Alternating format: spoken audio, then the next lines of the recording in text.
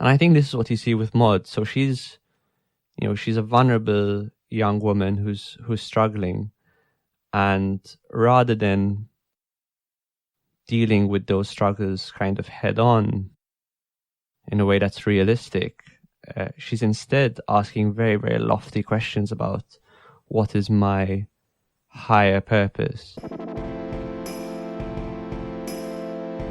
Welcome back to the Thinking Mind podcast. We're going to be doing a psychological analysis of a new horror film that is out in cinemas, or rather was out in cinemas before society as we know it began to collapse. So that's a film called Saint Maud. And I mean, first off, it's worth mentioning it's an excellent horror film. It's short. It's about 1 hour and 20 minutes. There isn't one extra scene or line of dialogue. It's a well-made film that works its way up to a very disturbing punchline. But when I watched it, I also felt a lot of the film in terms of the characters really maps on well to some psychoanalytic concepts. So I wanted to talk about the film a bit through a psychological lens. I think if you haven't seen the film, watch the film first before listening to this, because there'll be spoilers and also it probably won't make much sense. But if you have watched the film, welcome. And let's dive into it. Before we get started, thanks again for the lovely feedback. It's been really nice and really helpful in terms of finding out what you guys have found useful, what you want more of, and really encouraging. I hope everyone's doing well. So without further ado, let's talk more about Saint Maud. So Saint Maud is the directorial debut of a filmmaker called Rose Glass. And essentially it follows a nurse called Maud, who was previously named Katie but changed her name to Maud. She's a reclusive nurse, and early on in the film, you have Maud in dialogue with God, essentially. And she mentions how she wishes she had some sort of higher purpose. She's going about her job. She's a palliative care nurse for Amanda, and she's questioning sort of what's her larger role going to be in her life. She starts taking care of Amanda, and then in her interactions with her, she becomes convinced that she should be Amanda's savior, that it's her responsibility actually to save Amanda's soul. And what happens is she begins to care for her. She notices Amanda does some things that Maud doesn't approve of. So Amanda drinks alcohol and she pays a girl for sex. And Maud, having become convinced that she needs to be in charge of Amanda's salvation, tries to stop this from happening. And they have a few different interactions. And although initially Amanda is, I think, somewhat enamored by Maud's sincerity and her earnestness, eventually Amanda gets tired of it and she discards Maud. Then Maud falls into kind of a depression. She briefly, in the middle of the film, she abandons kind of her pious ways. And what happens then is Maud, falls into kind of a rut. She starts drinking alcohol. She has casual sex. She does all the things that, she found difficult to tolerate with Amanda. And eventually she reaches out to a friend, but is rebuffed. Maud hits rock bottom. And then what you see in the film is she has something akin to a religious experience.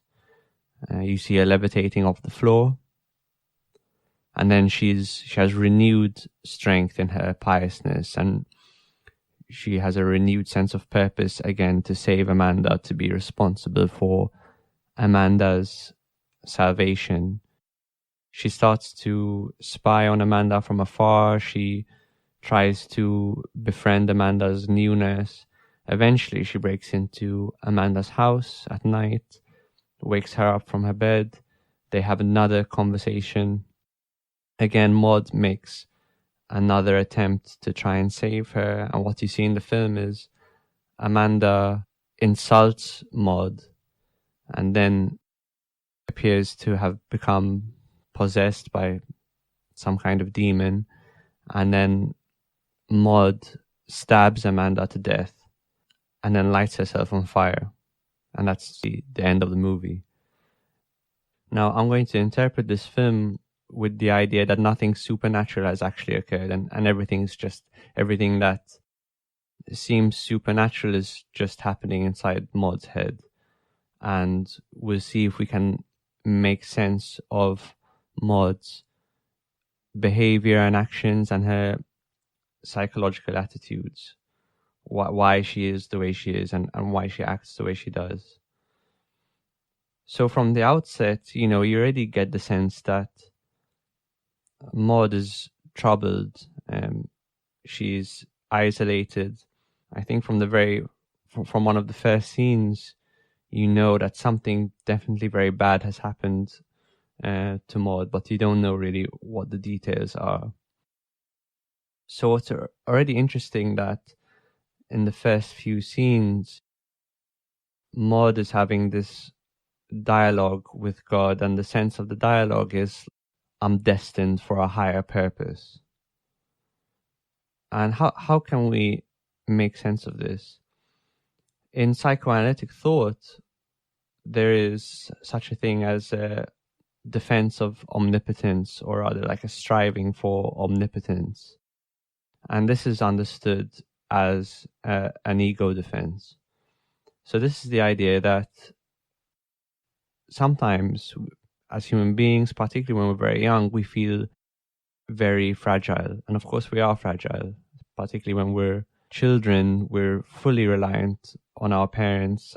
Essentially, we can live or die by the attention that our parents choose to give us or not give us.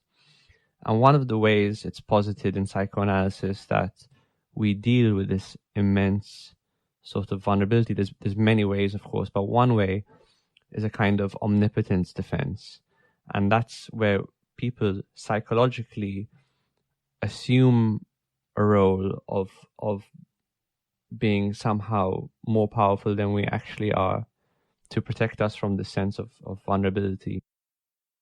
And I think this is what you see with Maud. So she's a vulnerable young woman who's struggling, and rather than dealing with those struggles kind of head on in a way that's realistic, she's instead asking very, very lofty questions about what is my higher purpose. And although on the face of that, that's commendable, really what it is it's a way to for Maud to try and evade the harsher realities of her life as it is at the moment. Like really, where you see Maud at the beginning of the film, she should be concerning herself with much more mundane, everyday issues like, how can I do my job well? How can I pay my bills? How can I make friends? How could I get into a good relationship? But that's too hard for Maud at the moment. So instead, again, as a kind of escape, Maud is asking these lofty questions like, what's my higher purpose? And so we can conceive of this as a kind of omnipotence defense. Well, she's looking for it. She's looking for a sense of omnipotence. And then she starts working for Amanda, and gradually this opportunity to save Amanda reveals itself. Amanda is an ex-dancer, and by all appearances, she lives a much more edgy lifestyle than Maud does. She drinks, she pays a woman for sex, as I mentioned earlier. She's much more hedonistic in her outlook. But because Amanda has terminal illness, she has cancer, Amanda's, in a difficult place herself. And so she is probably much more open to some sort of religious or spiritual line of thought, then she might otherwise be at a different point in her life.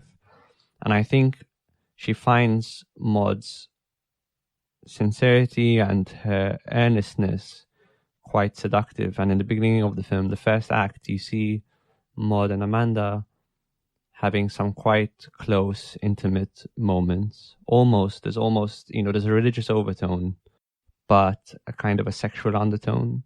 It's not overt. And so Maud and Amanda become quite close. Simultaneously, Amanda's having this kind of pseudo relationship with a girl who she sees, at night when Maud's not around.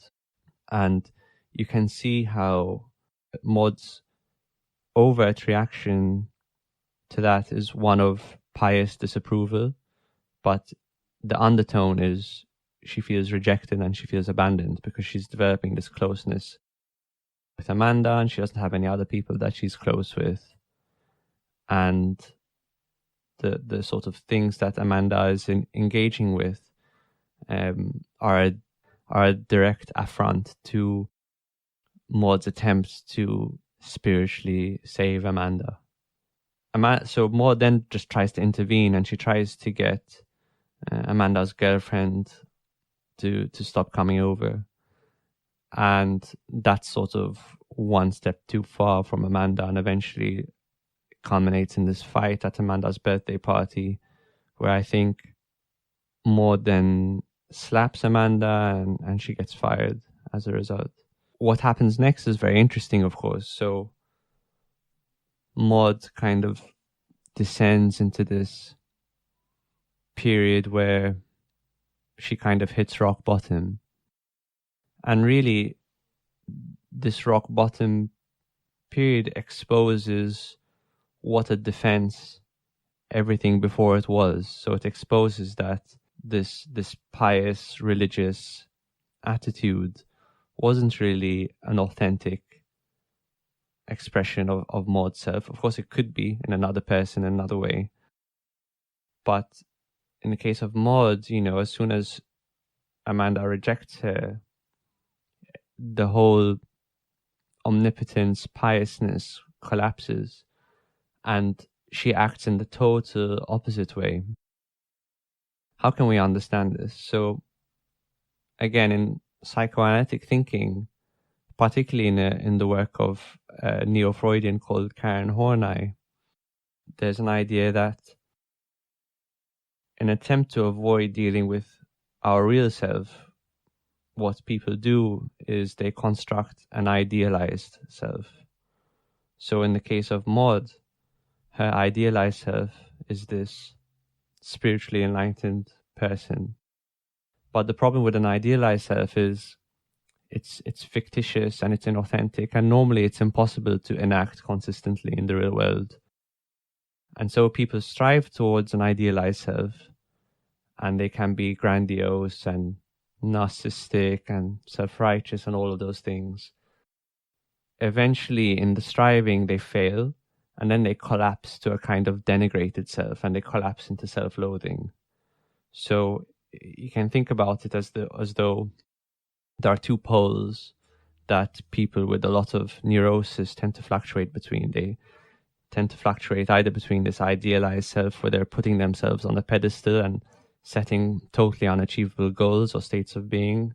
They fail, and then they collapse into self-loathing. And that's exactly what happens to Maud. When she hits rock bottom, she spends a couple of days of just drinking and casual sex and self-harm.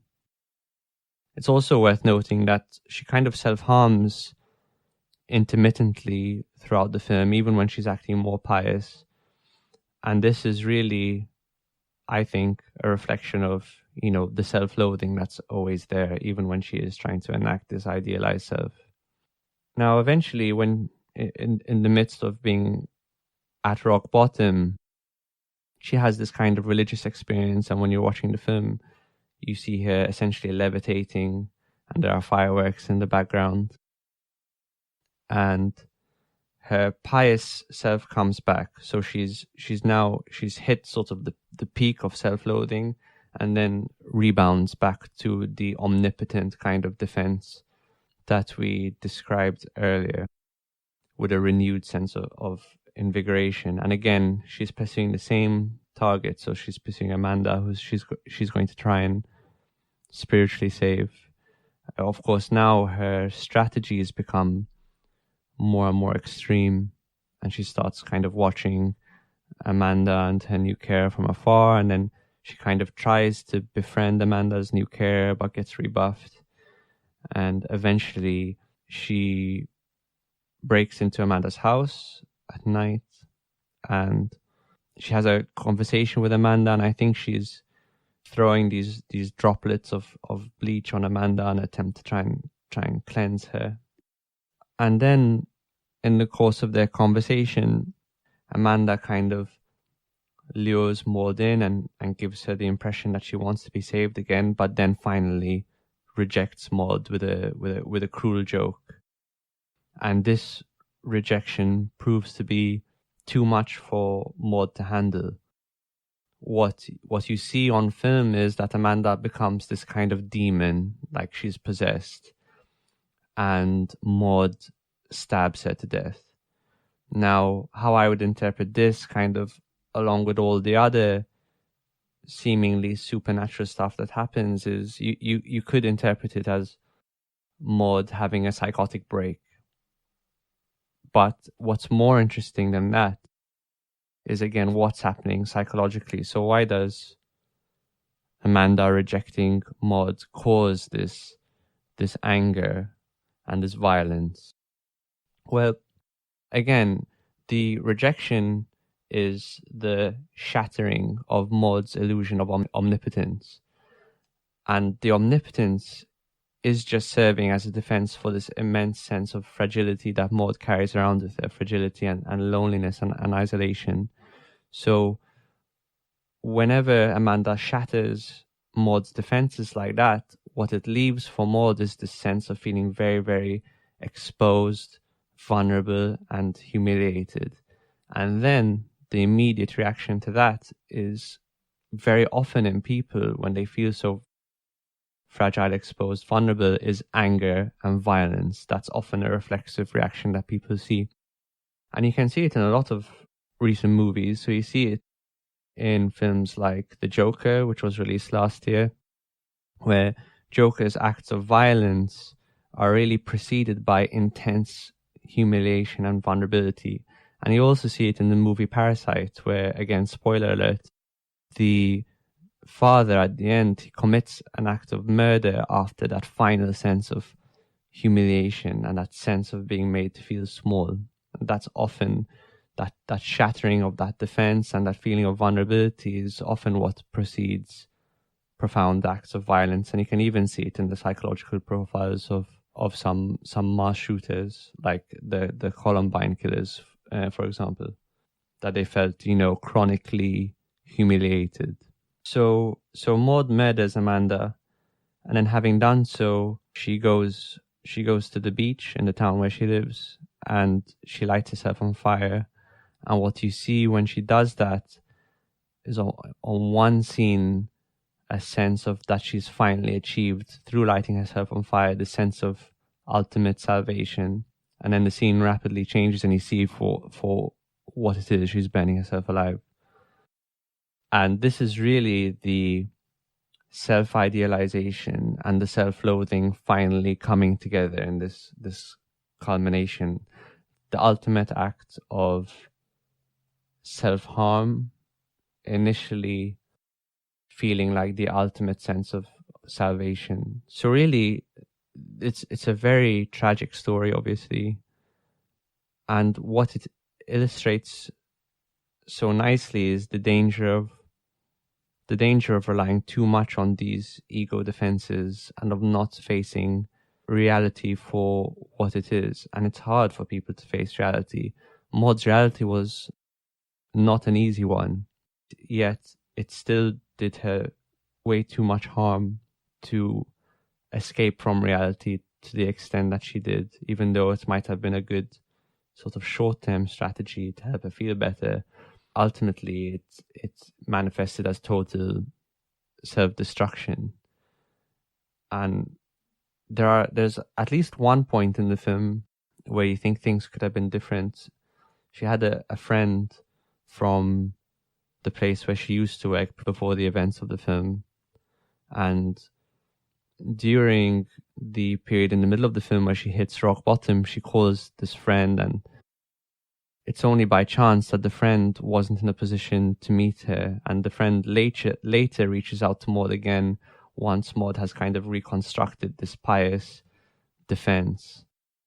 And you wonder, watching the film, what if the friend was only in a position to make a connection with Maud when she was at rock bottom? Because even though obviously it's hard being at rock bottom, it's probably a place where some change is possible, because again, those defenses are lowered. You can feel your fragility for what it is, and that's probably the best window to make any kind of meaningful change psychologically. So you wonder what could have happened if only her friend could have made that connection with Maud when she was in a place when she could receive it. Because then when the friend then actually goes to Maud's flat, once Maud has become that pious sort of persona again, and the friend is really earnestly just trying to help Maud is just not, defenses are back up, and she's just not in a position to receive any kind of authentic reaching out. She's protected again. So that's more or less how I think you can interpret the film psychoanalytically. It's worth mentioning that we discussed kind of one major ego defense, which is this defense by way of omnipotence. But there are a lot of ways people can defend their egos and their vulnerabilities. They can defend themselves by being, for example, in denial. They can defend themselves by being resentful and vindictive. They can be self-effacing. They can project their difficulties onto other people. So there's all sorts of quite sophisticated ways that people can, without knowing it, unconsciously deal with their vulnerabilities, avoid dealing with their vulnerabilities realistically. We all do it. It's a natural part of being a person. But the key is to start to develop an awareness of where you might be doing this slowly, and gradually become more aware of the ways in which you're trying to avoid reality for what it is. So I hope you found that useful. It was certainly interesting for me to do it. And if you like this kind of thing, this kind of analysis... You are listening to the Thinking Mind podcast.